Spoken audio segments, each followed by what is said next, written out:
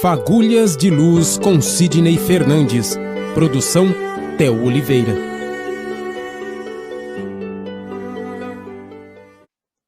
Olá, muito boa tarde. Uma ótima segunda-feira para você que acompanha a programação da 87 FM e a partir de agora vai acompanhar também o programa Fagulhas de Luz. Todos os dias, de segunda a sexta, ao meio-dia aqui na 87 e às 17 horas no canal Sidney Fernandes, lá no YouTube. Sidney Fernandes, escritor espírita. Boa tarde, Sidney. Uma ótima segunda. Como foi o final de semana?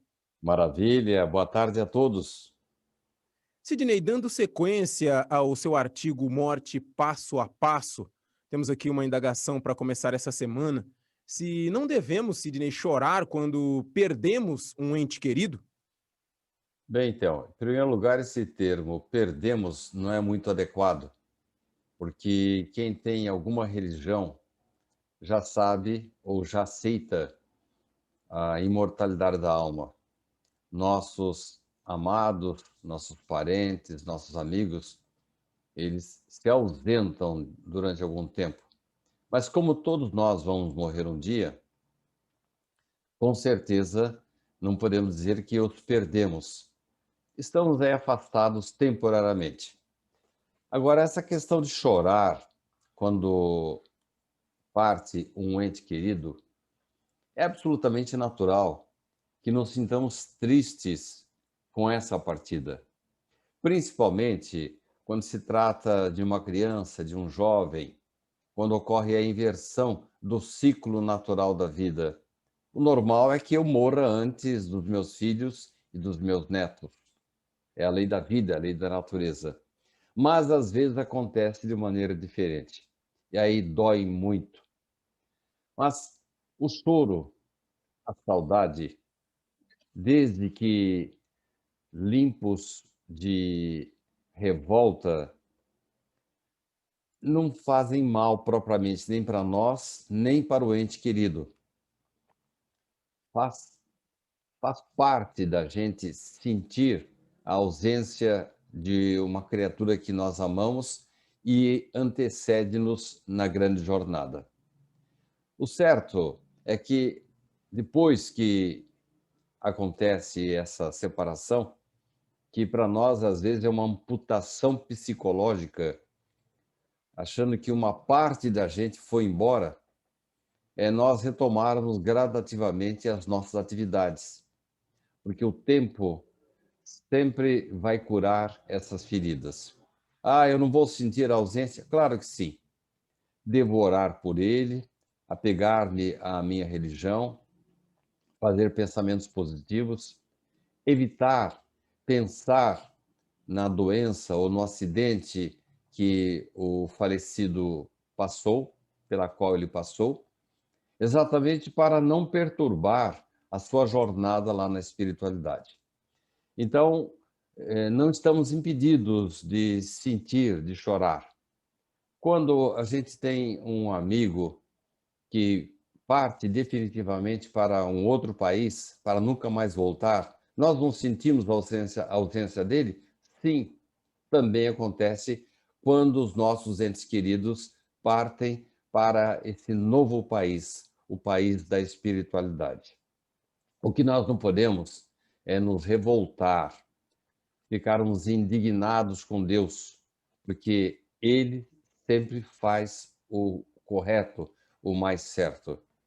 Daí, a religião, a resignação, nesses momentos, serem valiosos para a continuidade da nossa vida. Assim, estaremos ajudando os nossos entes queridos a tocarem a sua vida lá no plano espiritual.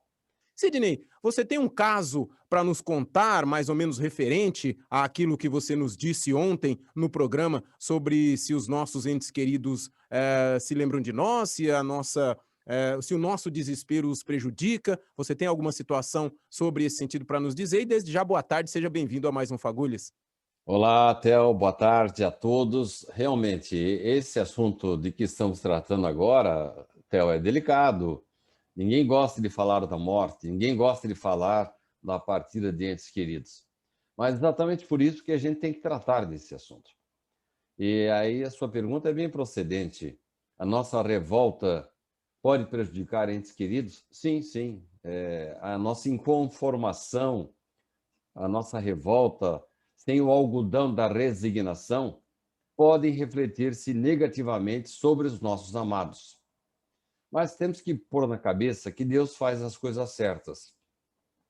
Crianças, principalmente, são imediatamente atendidas pelos protetores espirituais quando vão para a vida maior. Você me pergunta de um caso. Sim, é um caso um pouco longo, que eu vou ter que contar uma parte hoje e continuar amanhã. Mas é um caso que aconteceu em Bauru há muito tempo atrás. Um acidente ocorrido décadas atrás. Um grupo de crianças aqui da nossa cidade estava em excursão e o ônibus passou por um grave acidente, desceram por uma ribanceira e quase todos morreram. O Lucas, de 10 anos, estava dentro do ônibus e faleceu. Luzia, a mãe de Lucas, essa ficou desesperada. Não se conformava de jeito nenhum e entrou num profundo processo depressivo. Luzia ia ao cemitério todos os dias, lacrou o quarto do menino, recusava-se a doar seus bens, suas roupas, e, inconsolável, estava revoltada com Deus e não se resignava diante daquele fato. Para você ter uma ideia, Théo, Luzia entregou-se de tal forma à tristeza que parecia que ela havia desistido de viver para unir-se ao filho. Um dos nossos irmãos, amigos, foram várias pessoas tentar ajudá-la, um padre da igreja da vila que ela morava, foi um pastor evangélico, e foi também um amigo nosso comum, você sabe muito bem a quem eu estou me referindo, foi até lá para tentar ajudá-la. E contou para ela a história de uma mãe que, revoltada com a morte do filho, ela, enquanto o esquife, o caixão do menino estava na sala, ela foi lá nos fundos da casa e suicidou-se. Ela enforcou-se. Tempos mais tarde, o menino se comunicou, lamentando que a morte dela, naquela circunstância, tinha adiado por tempo indeterminado, indefinido, o reencontro dos dois na espiritualidade. Mas amanhã eu continuo contando, Theo, que é uma história triste, mas que vai nos trazer bons ensinamentos com relação aos nossos entes queridos que partem desta vida. Você está seguindo aí o nosso artigo de Sidney Fernandes, A Morte Passo a Passo. Sidney, ontem você começou a contar o caso da perda, né, da mãe que perdeu o filho, depois ela cometeu o suicídio. E para você dê uma relembrada aos nossos amigos e depois eu pergunto para você qual foi essa reação, né? Se a pessoa está no mundo espiritual, se conseguiu superar a perda, como que ficou todo esse emaranhado de coisas que aconteceram em um único momento, Sidney? Bem, estou contando a história de Luzia e o filho dela, Lucas, que faleceu aqui em Bauru. Aquele caso que eu falei da mãe que se suicidou-se é um outro caso ocorrido na França do século XIX. E realmente foi uma perda, uma situação muito desagradável, porque não adianta a gente se matar para encontrar os entes queridos. Aí é que a gente adia mais o tempo ainda do reencontro. Mas Luzia recebeu a visita de um irmão nosso do Centro Espírita e contou essa história para ela. Falou: não estou com intenção de me matar, mas do jeito que você está, Luzia, você está se matando sim, você está desistindo de viver. E aí ele sugeriu que ela fosse a Uberaba conversar com Chico Xavier. Nós sabemos que nem todas as mães que foram para Uberaba, nem todas conseguiram cartas dos seus filhos. Mas Luzia conseguiu. A 10ª carta lida por Chico assim dizia: por que essa tristeza, mãe Luzia? Estou com vovô Ernesto e vó Cacilda, e tenho acompanhado todo o esforço da tia Alice para trazer a senhora de volta à vida. Abra, areje meu quarto. Mãe, doe minhas coisas. A sua tristeza está me fazendo muito mal, está me contagiando, está me entristecendo também. Olha, Theo, depois dessa situação, Luzia sentiu-se renovada. Respirava agora a longos haustos, não mais na toada do desespero, mas na pauta de uma suave brisa de esperança. Ela iria seguir rigorosamente os conselhos do filho e tomaria todos os cuidados possíveis para não mais contagiá-lo com sua tristeza. Na semana seguinte, Luzia estava na creche mantida pelo nosso centro daqui de Bauru, levou com ela não apenas as preciosas roupas de Lucas para doação, mas a intenção de ajudar, o coração revigorado, confiante no glorioso porvir que o seu filho havia lhe revelado. Sabe, Theo, eu acompanhei esse caso pela narrativa de um amigo nosso e ele nos falou que Luzia, ela não apenas levou as roupas do filho, mas ela também tornou-se voluntária dessa creche. E parece, ela tinha a impressão de que cada criança que ela ajudava, estendia a mão, auxiliava, consolava, dava comida, dava a impressão que ela estava vendo o Lucas ali. Mas não era impressão não, Theo. Ele estava realmente ali, acompanhando a mãe, feliz, porque o bem que ela estava fazendo para as crianças dessa creche atingiam o Lucas assim com muita alegria. Então, é um caso assim triste, mas que teve um final feliz. Aqui na 87 FM, obrigado você também que acompanha as redes sociais do escritor espírita Sidney Fernandes. De segunda a sexta, o Fagulhas aqui na 87 às 12 horas e você tem a reprise em vídeo no canal Sidney Fernandes, escritor espírita, todos os dias às 17 horas. Sidney, dando sequência às perguntas que compõem o seu artigo Morte Passo a Passo, a pergunta de hoje é a seguinte: os nossos entes queridos, eles continuam nos amando, Sidney, mesmo depois dessa passagem de um desencarne ou da morte da pessoa que gostamos, ou de um amigo, de algum conhecido? A morte não nos transforma de uma hora para outra. Ela não acaba com os nossos sentimentos, como também perduram as nossas conquistas intelectuais. E também vai pesar no outro lado da vida, não tanto o tipo de morte que tivemos, mas qual foi a maneira como vivemos, se nos desprendemos, se fomos honestos, se fomos verdadeiros, se usamos da empatia, isto é, nos colocamos no lugar do outro, se nós treinamos pelo menos a solidariedade. Então é natural que os nossos sentimentos continuem. Aliás, eles até se desdobram, eles se ampliam, porque a gente passa a ter uma visão mais ampla da vida. À medida que vamos tomando consciência, vamos tendo condições de aprender mais, de relembrar, a gente passa a ter uma visão muito mais ampla da vida. Porque lá é a vida verdadeira. Aqui nós estamos numa breve passagem. Então, os nossos amados que partiram desta vida, eles não estão trancados em algum lugar, assim, compartimentos inacessíveis. Eles torcem por nós, preocupam-se com as nossas vidas. E quando é permitido, eles vêm nos visitar com a sua gloriosa mensagem de imortalidade.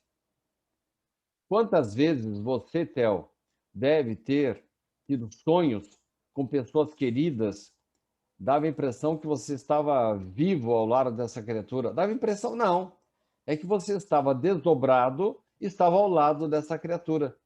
Nesta semana mesmo eu tive um sonho com o Richard Simonetti e, para mim, nós estávamos ali ao lado conversando normalmente, sem nem, sem nem mesmo lembrar de que ele estava do outro lado da vida, eu estava encarnado ainda, estou encarnado ainda. Então a vida continua normalmente. Se por acaso a gente se mantém de luto com a morte de um ente querido e ficamos nessa situação por tempo indeterminado, eles não. Eles esperam ansiosamente pelo reencontro. Eles não estão de luto. Eles estão sempre preparados para nos encontrar e, assim que adquirem uma certa consciência, eles dão prosseguimento à jornada que é eterna. Nós morremos aqui na Terra, mas lá não, prosseguimos. Então, nesta semana, nós tratamos de morte de crianças, precisamos tomar muito cuidado. Podemos sentir a morte da criança, mas, ao mesmo tempo, orar, mantermos-nos resignados, confiantes em Deus, na certeza do reencontro mais cedo ou mais tarde. Assim, estaremos colaborando com os nossos entes queridos para que deem prosseguimento à sua jornada evolutiva com mais tranquilidade e mais calma. Sidney, hoje é um dia importante, um dia especial, um dia de muita reflexão, e a pergunta que eu gostaria de fazer a você é como a doutrina espírita entende e respeita o dia da Sexta-feira Santa, já que tradicionalmente determinadas religiões, cada uma trata a sua maneira. Tivemos aí um período que antecede a Sexta-feira Santa, onde pessoas não comem determinados produtos, pessoas também não fazem determinadas coisas, e eu gostaria que você trouxesse para nós, na luz do espiritismo, da doutrina espírita, como é o entendimento dessa data que tem aí a sua especialidade para todos nós, que é um dia de muita reflexão, Sidney. Bem, então, é um feriado religioso e é implantado pelos nossos irmãos católicos, e nós respeitamos profundamente essa parada, esse momento de reflexão. Não podemos nos esquecer, antes de mais nada, que Jesus sempre foi alegria, sempre foi entusiasmo. Ele sempre nos trouxe os verdadeiros caminhos que devemos seguir, a fim de que a vida nossa seja o mais produtiva possível. Daí, nós espíritas entendermos que é um momento bom de reflexão, de se pensar, principalmente nos ensinamentos do Cristo. Agora, nós não estamos de luto pela morte do Cristo. Nós entendemos que ele cumpriu a sua missão, o espírito mais adiantado, mais perfeito, porque passou pela Terra. Ele disse que depois da sua morte ele retornaria, e nós entendemos que não é que ele ressuscitou, porque quem morre não volta mesmo. O que aconteceu é uma aparição dele, uma materialização, porque ele é um espírito muito elevado, o mais elevado que já passou pela Terra, e a presença dele novamente, mesmo depois da morte, é um hino de louvor à imortalidade da alma. Ele disse que voltaria, voltou, apareceu para Madalena, apareceu para os discípulos que estavam numa estrada, depois apareceu no Conselho Apostólico, na Casa do Caminho. Enfim, continuou dando ainda manifestações de paz, de esperança. E eu entendo, Theo, que esse ensinamento maior da Sexta-feira Santa seja realmente a presença do Cristo em nossos corações, coisa que nós não estamos fazendo. Temos que ter muita disciplina, porque a nossa tendência é inferior, é egoística. Nós ainda estamos presos ao trio terrível da vaidade, do egoísmo, do orgulho, e não estamos devidamente homenageando o Cristo com as nossas atitudes. Então, a minha mensagem nesta Sexta-feira Santa é de que nós oremos, façamos a nossa reflexão e, acima de tudo, Coloquemos Jesus em nossos corações, para que as nossas atitudes, pelo menos de longe, possam imitar esse exemplo sublime desse Espírito maravilhoso que passou pela terra. Meu abraço a todos, espero que todos estejam bem em suas casas. Amanhã é o sábado de aleluia, em que os sinos tocam, em que as pessoas se relembram com mais alegria, não da morte do Cristo, mas da sua ressurreição, da sua permanência junto de nós. Vamos então encarar esse aspecto bonito e alegre das nossas vidas. Que Jesus nos abençoe. A todos, um bom feriado.